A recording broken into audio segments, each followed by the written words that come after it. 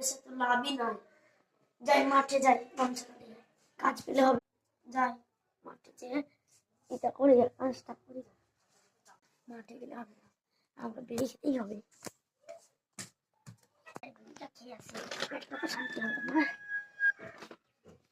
বিশাল নিশা চলে এসছে রে।